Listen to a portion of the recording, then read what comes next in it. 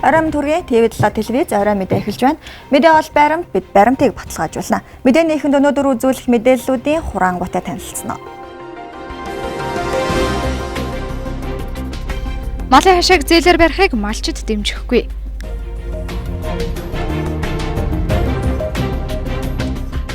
Архины онцгой албан татвар олон улсын дунджаас 3 дахин бага байна.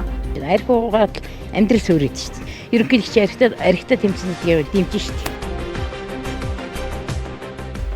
Шинэ дагуулхад 150 мянган хүн амтай байхаар төлөвлөд байна. Төрийн байгууллагуудын төсөв санхүүгийн мэдээлэл дутмаг байна.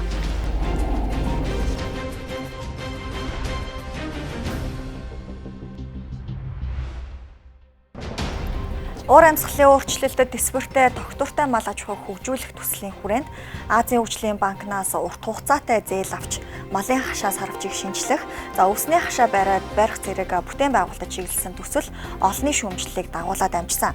Тэгвэл Монгол улсын гадаад өрийн таац тулчаад байгаа нь үед энэ мэт үр өгөөжгүй жижиг төслүүдийг зээлийн хөрөнгөөр санхүүжүүлэх боломжгүй гэдгийг хэлж байна.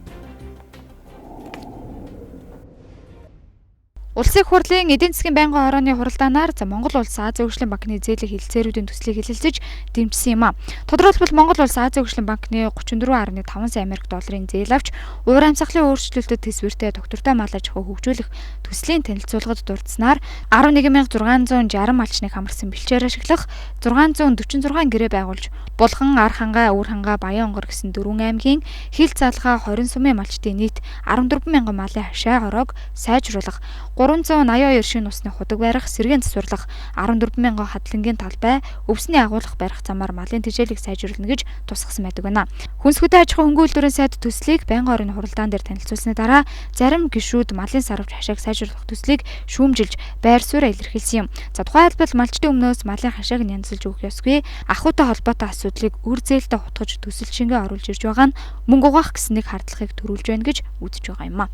Энэ бол дэмжих цаг үе биш ээ. Мэдээж мал аж ахуйн салбар бол чухал салбар. Бид цөлжилт гадаргууны ус энэ ингээл маш их ярьж байгаа. Бэлчээрийг хомсдоод байна гэх Гэхдээ энийг яриад энэ хэмжээгээр маш их хөргөмөг зарцуулсан. Би зүгээр судалгаа хийгээд үзэхэд 2010-аас 2020 оны хооронд гэхэд яг энэ зориулалтаар 100 тэрбум төгрөг зарцуулсны 60% нь бас олон улсын зээл тусламж 40% засгийн газар. Энийг өнөөдөр дүгнээгүй байна.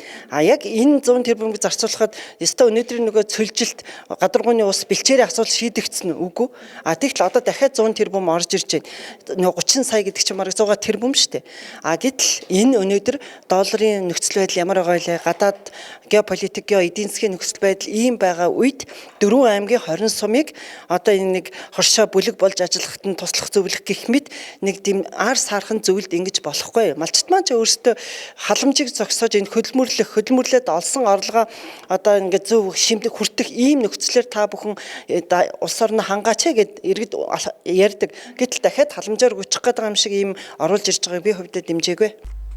Малын хашаа сарвчийг сайжруулахаас илүүтэй малын гоц салбарчүүлэхий бом, ялсан өвчнөө тархалтыг бууруулахад анхаарах зайлшгүй шаардлагатай байна. Өөрөөр хэлбэл орчныг нь сайжруулах биш, өвчлөлийг бууруулах төсөл боловсруулах нь нэн тэргүн тулгамдж байгаа асуудлын нэг гэж хэлж байгаа юм а. Хашаа хорооны зээл авах гэж байна гэж баахан шуугинд тэгдлээ. Гадаад дотоодгүй бөөн шүүмжил өрнөлөө. Тэгээ энэ үнэхээр тэр хагас эрчимцэн мал аж ахуй болох гэж байгаа. Бэлчээрийг хашаажуулж тармил ургамал тарих гэж байгаа. Тэгээ тэрнийхээ хашаа хороо шин загварын тэр мал аж ахуйн хагас суурин мал аж ахуйн хашаа хороо гэлж байгаа юм уу? Зөв ойлголтохгүй бол одоо нэг хашаа хороонд авч зээл болох гэж байгаа юм шиг, Монгол улсын өрийг нэмэгдүүлэх гэж байгаа юм шиг юм буруу ойлголт нийгэмд өгсөн. Тэгээ энэ улмаар дараагийн хилцүүлэгч гэсэн сөрөг хөтөлбөрөөр учруулаад байна л да. Тэгээ арай шинэ олон улсын байгууллага бүхэл бүтэн яам нэг айлын хашаа хороо засахад Азийн хөгжлийн банкны зээл авах гэж байгаа гэж бодохгүй байна л да. Тэр энэ дээр бас яг энэ ташрам таад бас нийгэм зөв мэдээлэл өгөх хэрэгтэй байна. Үнэхээр тийм авах гэж байгаа бол одоо энийг өөрчлөх хэрэгтэй.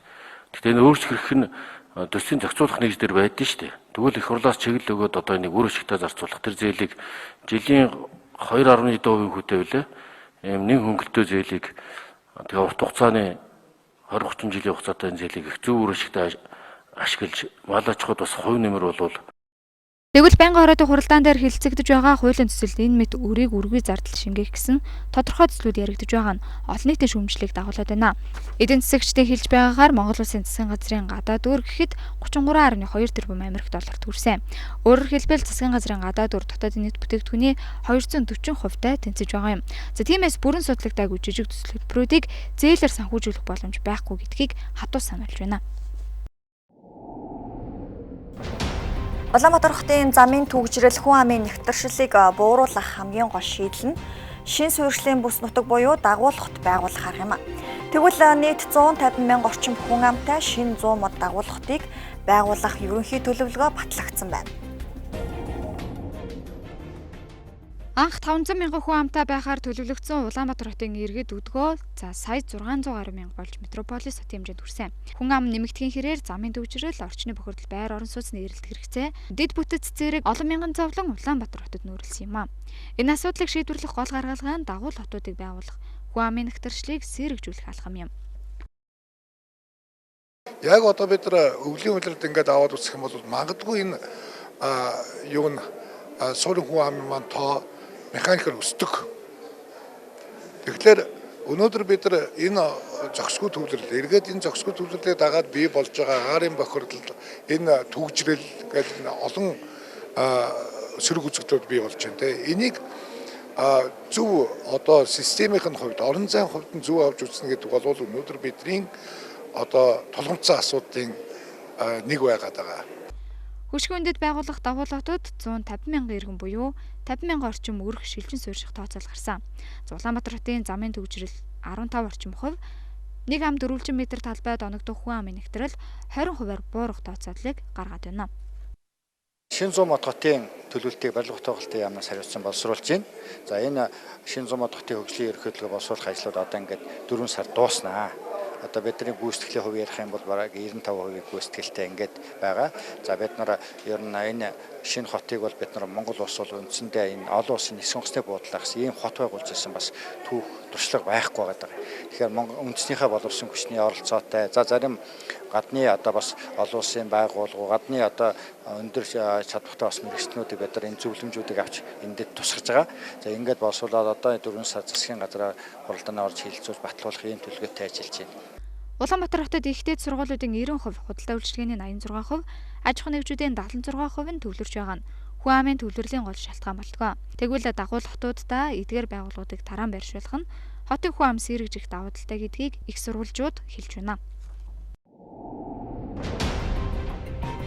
Дэлхийн эрүүл мэндийн байгууллагаас гаргасан нормативаар нэг хүнд оногдох спиртийн хэрэглээ 7 литрээс дээш гарвал үндэсний аюулгүй байдал замлхийлж байна гэж үздэг бол манай улсад нэг хүнд оногдох спиртийн хэрэглээ 12 литр байгаа. Архинаас хамааралтай гэмт хэрэг зөрчлийн тоо өдрөөс өдөрт нэмэгдэж байгаагаас гадна өсвөр насны хүүхдүүд ч архинд давтах үзэгдэл нэмэгдэж байгаа юм а.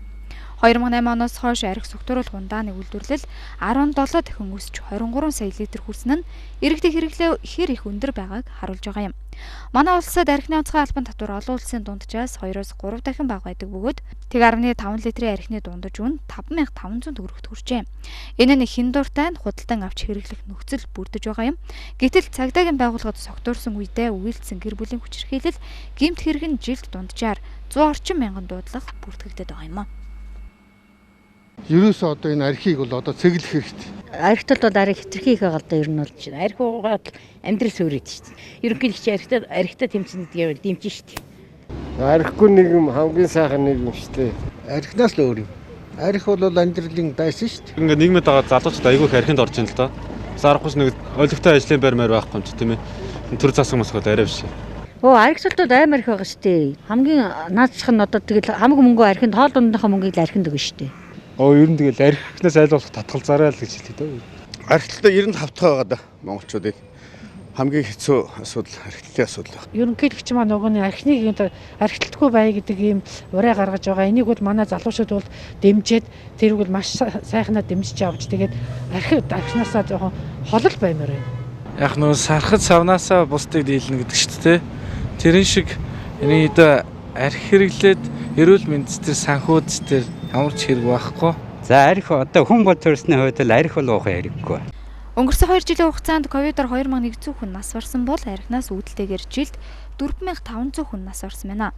Энэ мэтчлэн архинаас хамааралтай гэр бүл салалт, эрдэнэт хүний амир сэтсэн тохиолдлууд халдвар төвчнөөр амиа алдсан иргэдээс ч өндөр үзүүлэлттэй байгаа нь үндэсний аюулгүй байдалд нөлөөлөх үс байгаа юм.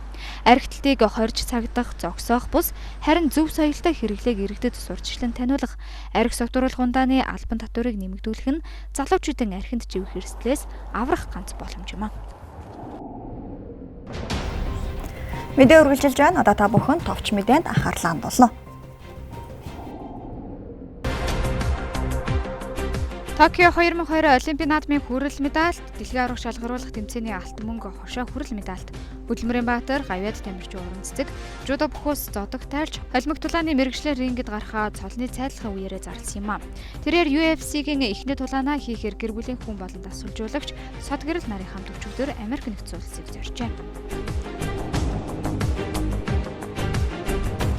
Улсын их хурлын гишүүн Ган Хуйг Булган Туяа нарын өргөн мэдүүлсэн хөрөнгө оруулалтын тухай хууль өөрчлөлт оруулах тухай хуулийн төслийг татаж байгаа талаар улсын хурлын дараах зааны шатар мэдээллээ. Завг хуулийн төсөлд Монгол улсад хөрөнгө оруулалт хийсэн гадаадын хөрөнгө оруулагч түүний гэр бүлд Монгол улсад зорчих олон удаагийн орж гарах визийг холбогдуулах хууль тогтоомжийн дагуу олгох, гадаадын хөрөнгө оруулагч түүний гэр бүл Монгол улсад хувийн хэрэгээр оршин суух хүсэл гаргасан тохиолдолд 50,000 Америк доллар буюу түүдэд тэнцэх хэмжээний дүүргөөс дээш хөрөнгийг Монгол улсад хөрөнгө оруулалт хийснийг үндэслэн олгох зэрэг өөрчлөлтийг тусгаалсан юм а. За өнгөрсөн оны 10 дугаар сарын 7-нд чуулганы нэгдсэн уралдаанаар хэлэлцсэн хуулийн төсөл улсын хурлын гишүүд болон олон нийтийн зүгээс багахгүй шүүмжлэлт өртөөд авсан юм а.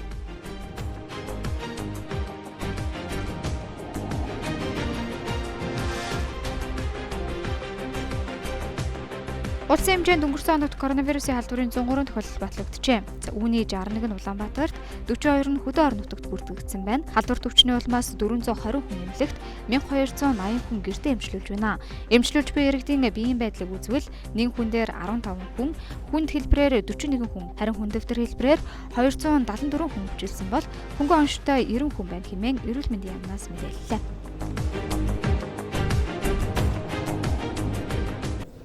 Мэдээллийн хөтөлбөртэй хамт байгаад баярлалаа. Үргэлжлүүлэн орон нутгаас ирүүлсэн мэдээллийг хүргэе. Архангай аймгийн Тэгш тусгал төрийн бус байгууллага Глоб Интернэшнл төвтэй хамтран иргэний нийгмийн байгууллагын оролцоо ба мониторинг сэдвт сургалтыг цэцэрлэг хотод зохион байгууллаа. Сургалтын үр дүнд Архангай аймгийн иргэний нийгмийн байгууллагуудын төлөөллүүд төсвийн үйл явцад нийгмийн игэх хариуцлагын арга хэрэгслийг оновчтой хэрэгжүүлэхэд шаардлагатай мэдлэг ур чадварыг нэмэгдүүлснээр мониторинг хийх чадвартай болох юм а. Тэгш тусгал төрийн бус байгууллага нь Финланд улсын гадаад хэргийн яам болон Флом байгууллагын санхүүжилтийн хүрээнд иргэний нийгмийн байгууллагыг бэхжүүлснээр орон нутгийн иргэдийн оролцоог идэвхжүүлэх нь төслийг хэрэгжүүлж байгаа нь Глоб Интернэшнл төвийн хэрэгжүүлж буй Массам 2 төсөлтэй нэгт уялдаж байгаа юм а. Иргэний нийгмийн байгууллагын төлөөллүүд төсвийн тухай ойлголтоо нэмэгдүүлснээр төрийн байгууллагууд үйл ажиллагааг сайжруулахад нөлөөлөх юм байна.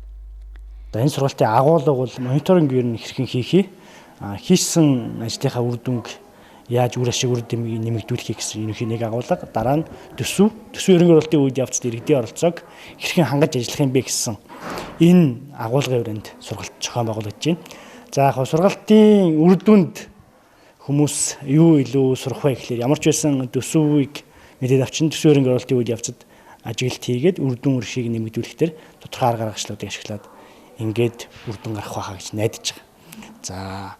За өнөөдөр үл яг мониторинг хэрхэн хийхийг гэдэг агуулга.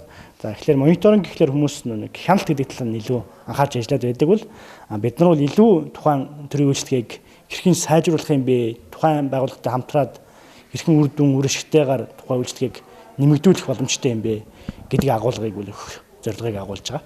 За сургалтаар иргэд болон иргэний нийгмийн байгууллагууд төсвийн хүрээнд нийгмийн эргэх хариуцлагыг үр дүнтэй чанартай хэрэгжүүлэхэд шаардлагатай ур чадвар мэдлэгийг олох зорилгоор хийгдэж байгаа. За мониторинг бол хяналт шалгалт гэхээсээ илүүгээр иргэд мэдээллийг ил тод авах. За төрөөс үзүүлж байгаа үйлчлэгээ ил тод байх. За мөн иргэд дэмжлэг юу гэдэг хяналт шалгалт гэхээсээ илүүтэй дэмжих, хамтарч ажиллах, за үр дүнтэй байлгах, илүү үйлчлэгийг иргэд рүү чанартай авах тал дээр нь иргэний нийгмийн байгууллагын мэдлэгийг нэмэгдүүлж байгаа юм. Иргэний нийгмийн байгууллагуудыг чадвархжуулах тусаргалтаар төрийн байгууллагуудын мэдээллийн самбарт мониторинг хийх маягаар дадлага ажлыг түлхүү хийсэн байна. Дадлага ажлын явцад төрийн байгууллагуудын самбарын мэдээлэл хангалтгүй байгаад оролцогчид хэлж байна. Тодорхойлбол төрийн байгууллагуудад цаг үеийн мэдээлэл төдийгөөр мэдээллийн самбараа хязгаарласан нь ажиглагдж байжээ. Өөрөөр хэлбэл иргэдэд ил байх ёстой төсөв санхүүтэй холбоотой мэдээллүүд хангалтгүй байсан байна. Иймд мэдээллийг цаг тухай бүртэн шинжилж явах ёстой гэж оролцогчид сануулж байна. Ер нь бол яг мониторинг гэдэг бол нэг тийм хяналт шалгалт хийхээс гэсэн үг шилдэ. Ер нь бол төрийн байгууллагын үйл ажиллагааг иргэд ч юм уу иргэний нийгэм байгууллага яг ажиглалт хийгээ те юу нь болохгүй байна. Тэр болохгүй асуудал дээр нь одоо сайжруулахын тулд ер нь хамтарч ажиллах үйл ажиллагаа. Илүүтэй нөгөө төрийн байгууллагын мониторинг гэдэг ойдохоор ирүүний хяналтлагт гэдэг утгаараа бас жоохон дургуутс хандлага байдаг. Энэ бол хяналт биш. Ер нь ажиглалт хийж ер нь төрийн үйл ажиллагаа иргэдэд ил тод нээлттэй болох талаас нь хамтарч ажиллаж байгаа үйл ажиллагаа гэж ойлгож байна. Энэ хүрээнд яг хуу бидэд манай баг болохоор Эрдэнэ нутгийн сумын тамгын газар дээр ер нь бол яг мэдээллийн ил тод байдал хэрвээ тийм мэдээллийн самбар дээр нь зөвхөн үнслээл те одоо ил тод байдал бол мэдээллийн самбар захин уудас гээд маш олон чиглэлээр бид ил тод байдлыг бол ажиглалт хийж болно. Тэг яг мэдээллийн самбар дээр ажилт хийхэд ерөнхийдөө бол төсөв санхүү, хүний нөөц, за худалдаа авах ажиллагаа, тэ үйл ажиллагааны ил тод байдал бол энэ дөрвөн чиглэлд бол бас байгууллагууд ил тод байдлаа хангаж оролцогчдын хувьд Аранхай аймагт үйл ажиллагаагаа явуулдаг иргэний нийгмийн байгууллагын төлөөлөл, тухайлбал Аранхай аймгийн хөгжлийн бэрхшээлтэй иргэдэд холбоотой зөвлөл, олонний санаачлага Аранхай зөвлөл, Монголын эмэгтэйчүүдийн холбооны Аранхай аймаг дахь салбар зөвлөл, болор сэтгэл, мэдлэгийн сүлжээ болон таны төлөө бид төрийн бас байгууллагын төлөөлөл нийт 25 хүн оролцсон байна.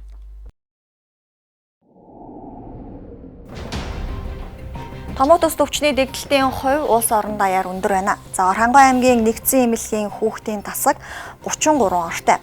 Ачаалал ихтэй учраас төрөх тасагт нэмэлтээр 20 ор дэлгэсэн байна. Өнөөдрийн байдлаар тус 53 орон дээр 69 хүүхэд ихтэй эмчлүүлж байна.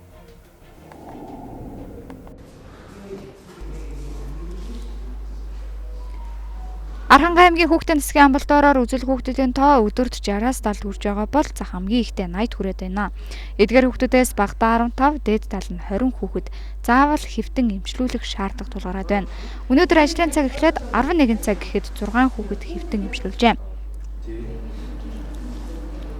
Одоо бол 69 хүүхэд төвч байгаагаас 67 хатгаа буюу уушигны өрөөсөл бүгдээрээ хоёр талын уушигны хатгаатай буюу томоогийн хүндрэлээ байна гэсэн үг. Бага эрчимтэй 6 ортой. 6 орон дээр 7 хүүхэд эрчим дэмжлэгийн дэмжлэгдэж байна. Маш хүнд гэсэн үг. Маш хүнд 7 хүүхэд байна. Дээрээс нь хүнд ангиллын буюу хүнд хүүхэд маань 14 хүүхэд дэмжлэгдэж байгаа. Ихэвчлэн одоо 0-аас 2 насны хүүхдүүд л ихэнх хувийг эзэлж байгаа. Томоогийн А болон Б хүрээний вирус эрс сэргэлтэд оржээ. Энэ вирус нь маш амархан хүндрэх эрсдэлтэй тул уушигны хоёр талын хатгаатай ирж байгаа хүүхдүүд олон байгааг эмч анхаарууллаа. Томоогаар өвдөж хүндэрч ирж байгаа хүүхдүүдэд эцэгчүүд дураараа эм өгч байгааг сануулж байна. Өөрөөр хэлбэл антибиотик өгөөд гэрээрээ байлгах, цаг алдах, үүнээс болж хүндрүүлж ирэх тохиолдол их байгааг сануулж ирсэн юм а. Аранхай аймаг дахь сэтгүүлч Арин Буян мэдээлүүллээ. Мэдээ үргэлжилж байна. Одоо та бүхэн товч мэдээнд анхаарлаа хандуулна.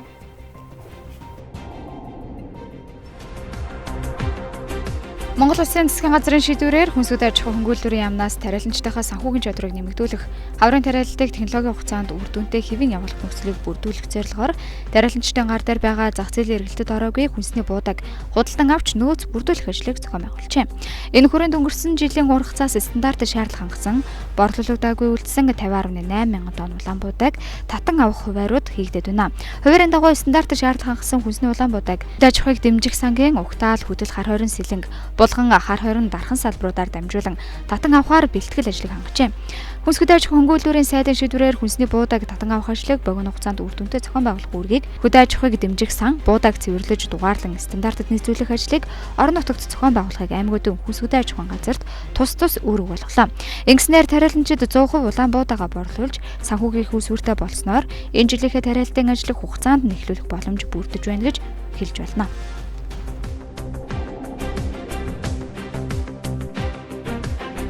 ЮНЕСКОгийн дэлхийн өвийн 1972 оны конвенцийн үндэсний хэрэгжилтийг хангах чигүүрэг бүхий Дэлхийн үеийн үндэсний хорооны ээлжид хурал 3 дугаар сарын 25-ны энэ өдөр гадаад харилцааны яамд болжээ.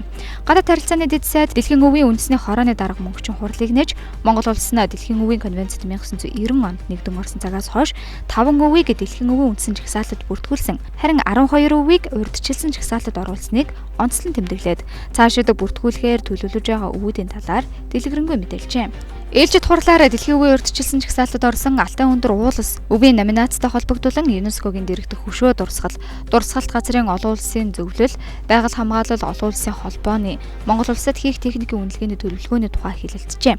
Мөн Дэлхийн үеийн жагсаалтад хил дамсан байгалийн өвөөр бүртгэгдсэн дагуурын ландшафт өвийн хадгалалт хамгаалалт, байгаль нуурын асуудал болон Монгол улс ЮНЕСКОд элсний 60 жилийн Дэлхийн үеийн конвенцийн 50 жилийн ог тэмдэглэх зэрэг асуудлыг хэлэлцсэн байна. ЮНЕСКОгийн Дэлхийн байгалийн болон соёлын өвийг хамгаалах тухай 1972 оны конвенц нь байгалийн олон соёлын өвийг хамгаалж, таниулан сурталчлах хойч үедээ үлдээх зорилгоор 1972 онд батлагдсан бол өдгөө 194 улс нэгдэн оржээ.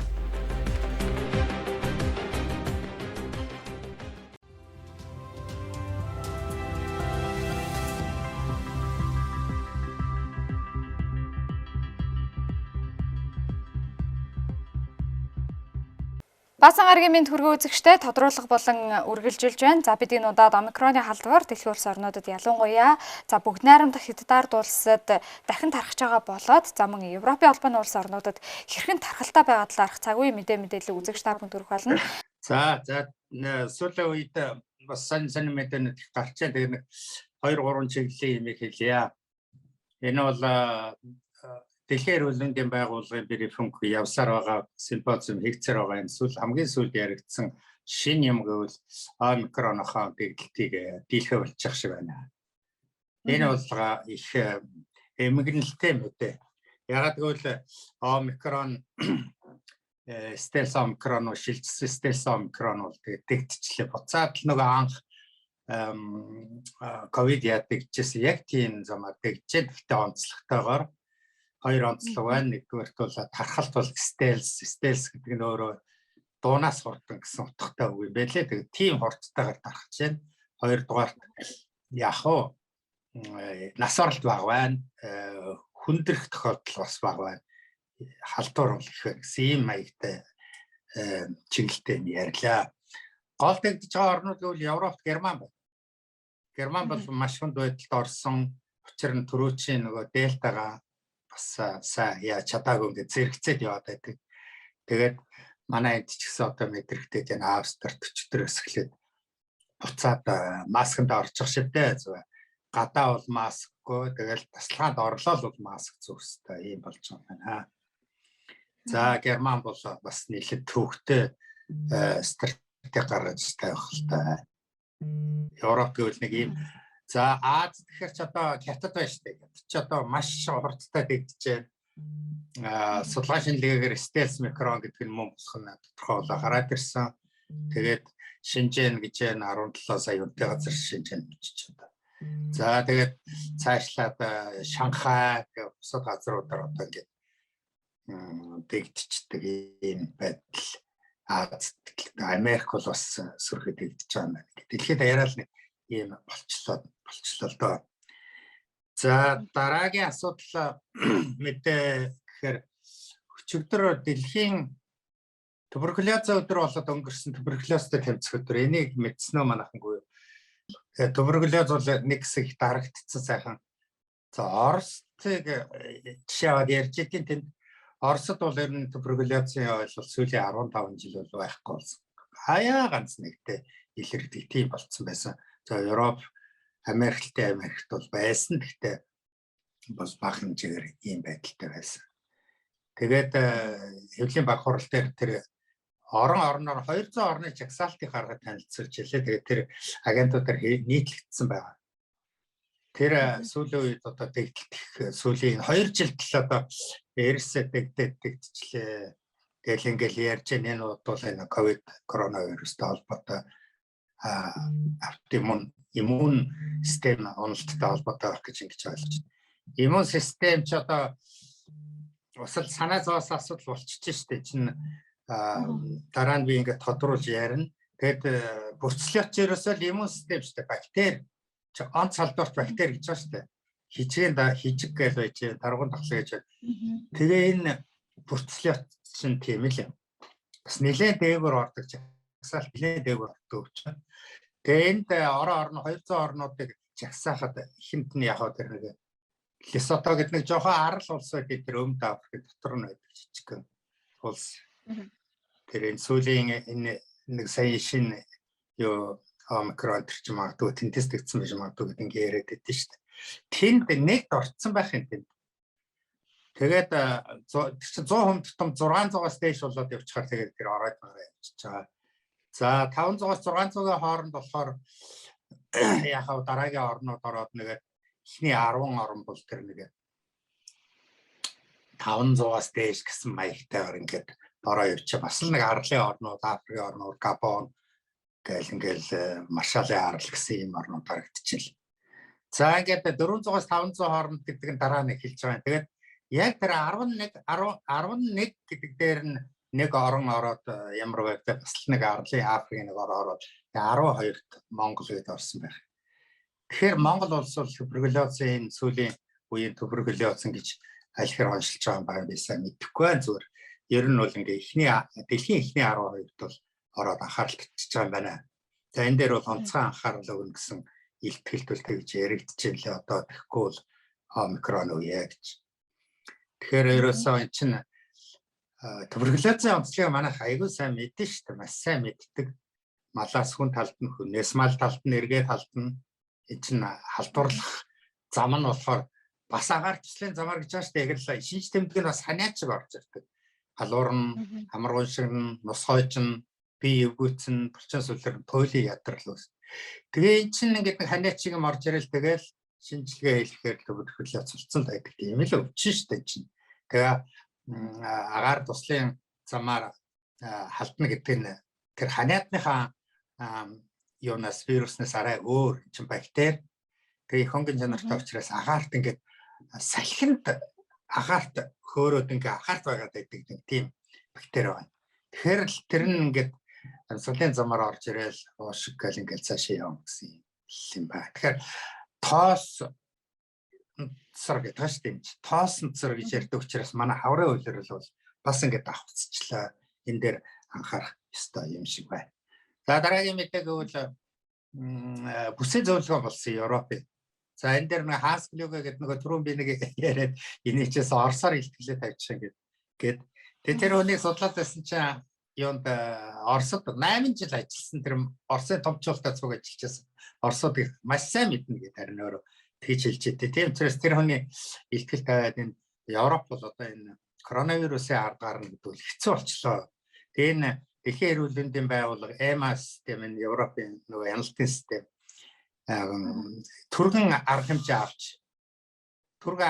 авч юу яа л гэл түргэн арга хэмжээ авч энэ Спутник вакциныг оруулж ирэхээс өөр аргагүй болчлоо гэдэг тийм юм ярьсан. За сүүлийн мэдээ үл нэг юм их юм байна.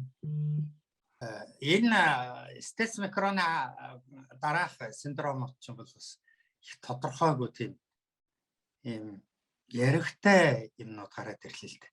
Энэ юу вэ гэхээр ерөөсөө салж өгдөг нэгдүгээр шин чанар нь ерөөсөө биенээс салдгүй. Дельта энэ чинь бол яг мутант нөгөө геномын дараалалаар яваал. Тэгэл дельта гэж ингээд дуусаад дельтагаас өмнөх халдвар авсан хүн бол дараагийн геномын дараалалаар дараагийнх нь халдвар авна болохоос тэрний урдлын эргэж урд дараалал дотор байгаа мутантаараа халдвар авна гэж байдаггүй тийм зүй тогтолтоос. Энэ юу ч нөгөө пандем биш.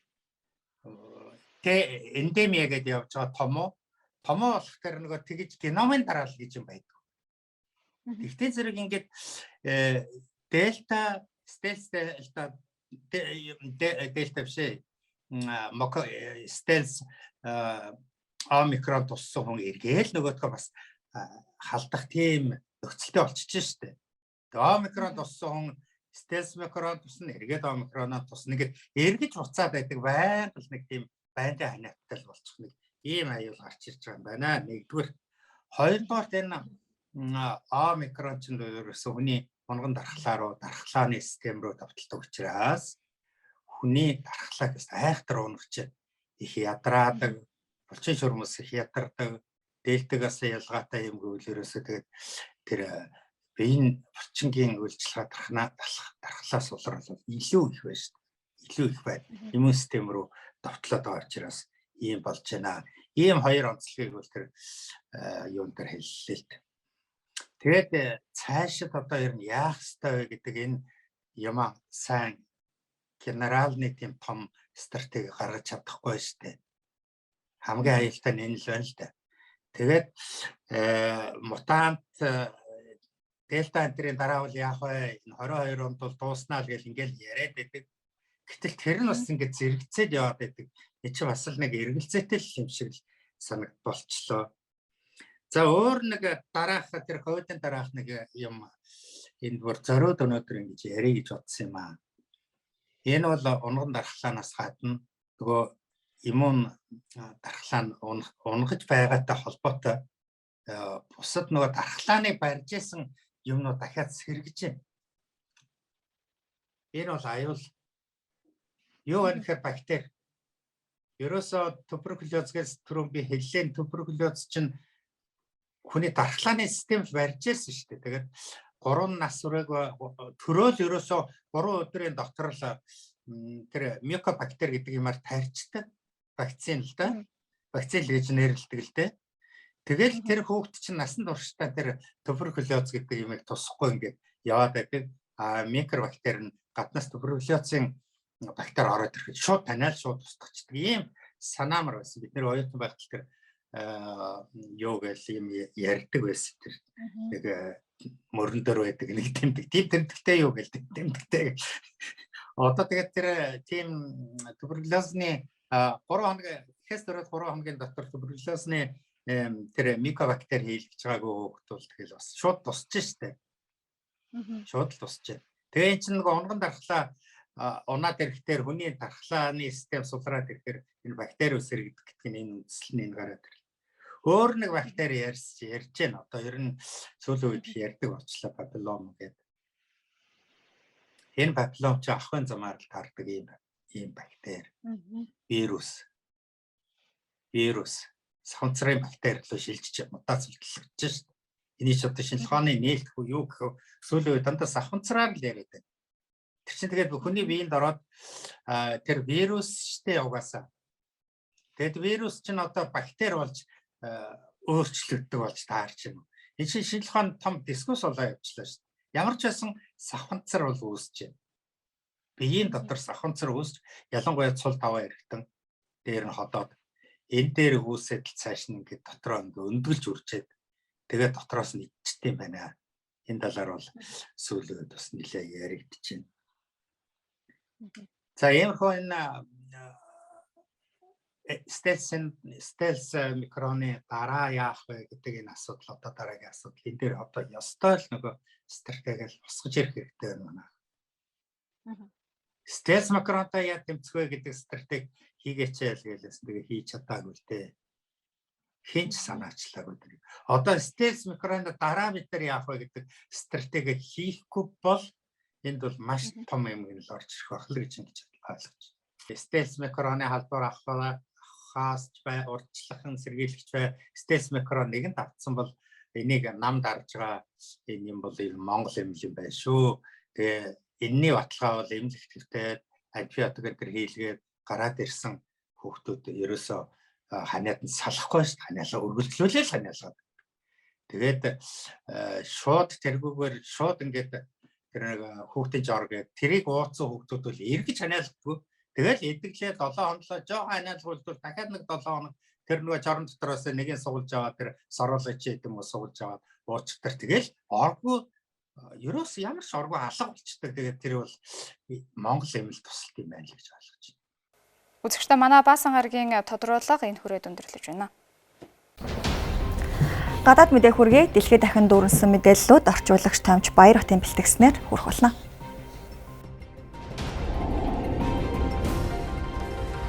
За үзэгчдээ энэ өдрийн минь төргий. За өчигдөр НАТОгийн ээлжид бус дээд хэмжээний уулзалт Бельгийн нийслэл Брюссел хотноо болж өндөрлөө. За энэхүү уулзалтанд НАТОгийн гишүүн улс орнуудын төр засгийн тэргүүнүүд оролцож Украиний асуудлаар дэлгэрэнгүй ярилцсан байна.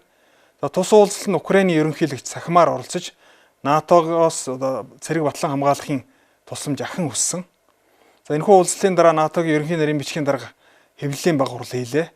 За хэвлэлийн баг хурлынхаа үеэр Польшийн НАТО-гийн энхийг сахиулагч нарыг Украинд илгээх асуудлаарх байр сууриа илэрхийлсэн. Тэгэхээр Украиний нөхцөл байдлыг Оросын холбооны улсуудад НАТО-гийн хооронд бүрэн хэмжээний дайн болгож хувирахгүй тулд НАТО хариуцлагатай байх хэрэгтэй. За ийм учраас НАТО-гийн энхийг сахиулагч нарыг Украинд илгээхгүй байх. За Украинд мөн одоо нислэггүй бус байгуулахыг бол дэмжээгүй гэдэг мэдээллийг өгсөн. За харин НАТО-гийн зүгээс энэ зүүн Европ дахь одоо цэргийн бие бүрэлдэхүүнээ улам нэмэгдүүлэх, за болцсогүй эрсдлээс урьдчилан сэргийлэхийн тулд одоо өндөржүүлсэн бэлэн байдалд байгаа гэдэг мэдээллийг өгсөн байна. За харин Их Британий ерөнхий сайд Оросын холбооны улсын одоо 65 аж ахуйн нэгж одоо иргэдийн эсрэг 20 арга хэмжээг Их Британи улс чангатгсан. За харин Украинд одоо 6,000 пуужинг Их Британий зүгээс бол нийлүүлнэ гэсэн мэдээллийг өгсөн байна. За харин Германы канцлерийн хувьд Украиний дөрвөстийг их технологийн бүлгийн улс орнууд бол одоо хүлээж авах шаардлагатай. За мөн одоо Оросын холбооны улсын эсрэг одоо хариу арга хэмжээгээ бол чангатгана гэдэг мэдээллийг өгсөн. За Америкийн нэгдсэн улсын ерөнхийлөгч Джо Байдены хувьд за Украиний одоо ард иргэдэд Америкийн нэгдсэн улсын зүгээс одоо 1 тэрбум $1 хүмүүнлэгийн тусламж үзүүлнэ. За Украиний дөрвөстийг одоо Америкийн нэгдсэн улс тодорхой хэмжээгээр бол хүлээн авна гэсэн мэдээлэл өгсөн. Түүнчлэн ерөнхийлөгч Байден за Орос хэрвээ Украинд химийн болон бактериологийн бөгөөд цөмийн зэвсэг ашиглавал НАТО томоохон хариу арга хэмжээ авна гэж анхааруулсан. За харин Оросын Russia Today хэвлэл мэдээллийн хэрэгслэр за Байдны хүүгийн нэр дээрх сан биологийн болоод бактериологийн нууц зэвсгийг дэлхийд дахин нийлүүлэх гэдэг асуудалтай холбогддог. За мөн Америкийн тэргүүлэх судалгааны байгууллагууд Украинд биологийн зэвсэг үйлдвэрлэхэд оролцсон гэсэн мэдээллийг өгсөн байна. За мөн Оросын инженерийн цэргийн бие бүрэлдэхүүн Херсон мужид 12,000 орчим мин болоод гар хийцийн тэсрэх төхөөрөмжүүдийг илрүүлж аюулгүй болгосон. За мөн Украиний зэвсэг түчин Оросын тэнгисийн цэргийн хөлөг онгоцыг Азовын тэнгисийн иргэдээр сөнөөсөн гэсэн мэдээллийг олон улсын хэвлэл мэдээллийн хэрэгслүүд дамжуулж байна. Тэгэхээр Украиний зэвсэг түчний тэнгисийн усанд байрлуулсан энэ минэнд Оросын холбооны улсын энэ тэнгисийн хөлөг онгоц өртөж сүрсэн гэсэн мэдээллийг өгсөн байна. За мөн Оросын зэвсэг түчин Украиний нөхцөл байдал хүнд байгаа бүс нутгад Украиний энгийн иргэдэг нүүлгэн шилжүүлэх ажлыг үргэлжлүүлж байна. За харин Украиний тал энэхүү асуудал дээр огт санаачлаг гаргахгүй байгаа гэдэг мэдээллийг өгсөн. За мөн Украинд хүмүүнлэгийн тусламж үзүүлэх нэгдсэн үндэсний байгууллагын аюулгүйн зөвлөлөөр тогтолцоо батлуулах Оросын холбооны улсын гаргасан санаачлагыг нэгдсэн үндэсний байгууллагын аюулгүйн зөвлөлийн дийлэнх олох буюу Америкийн нэгдсэн улс болон Их Британи тэргүүтэй аюулгүйн зөвлөлийн гишүүн улс орнууд бол дэмжээгүй. За ийм учраас энэ санал бол дэмжигдээгүй байна.